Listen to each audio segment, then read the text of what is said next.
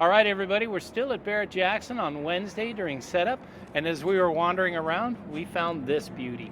Now, I do know a lot about these cars because I've had a 428 Cobra Jet Ranchero, I've had a 69 Super Cobra Jet Cobra Coupe, I've had a Torino GT with a 390 on 4-speed, so I love these 68.9 Torinos. Now, there are a couple of things that I've noticed about this car. First, checking the VIN, it's a Q code as the 5th digit, which is a 428 Cobra Jet non-Ram Air. But it does have the Ram Air hood scoop, which was part of the Torino GT package. So not unusual at all. I'd expect to find that. Now, being a Q code car, I would have thought that the 428 fender emblems would have been on the front fender rather than the identification 428 Cobra Jet on the hood scoop. Now, I'm sure because they build them in different plants and for an entire year they might have done things differently, but to me I thought that was a bit unusual.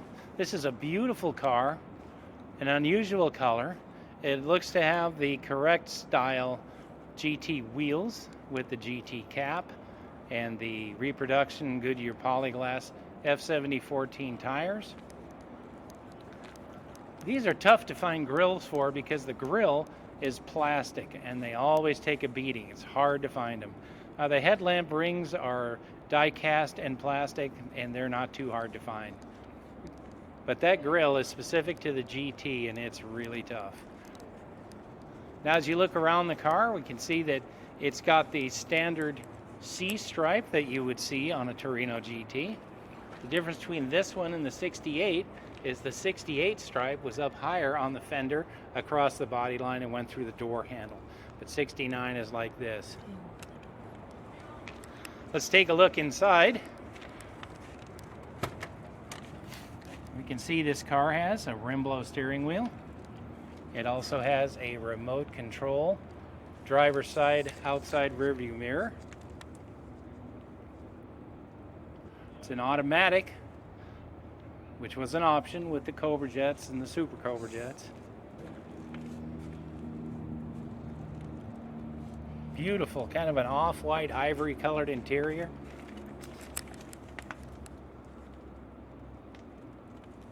This car does not have a tachometer, it has a clock instead, which I guess with an automatic you really wouldn't need a tachometer. It's more of a luxury muscle car. Yeah, this is more of a grand touring type muscle car. Which is what it says on the door, actually. Okay. Inside. Now towards the rear,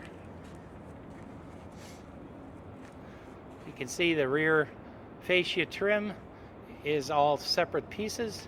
The GT in the center emblem is made to simulate a quick fill gas cap like you'd see on NASCAR racers.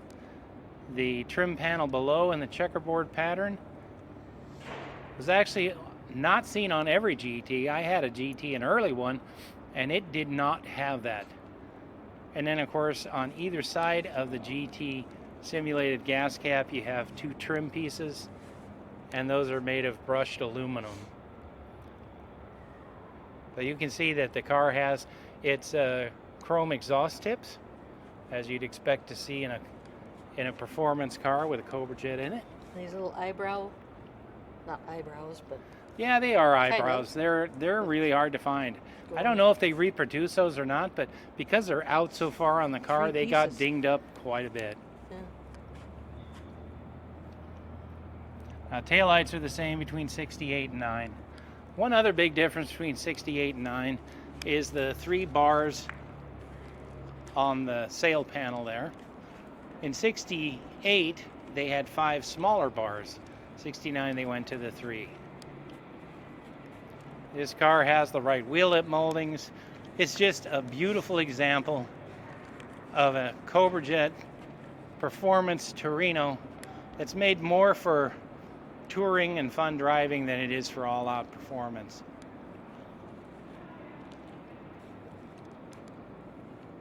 Moldings match from front to back. That's cool. The little moldings around hood, on the hood and everything. Yeah. Nice.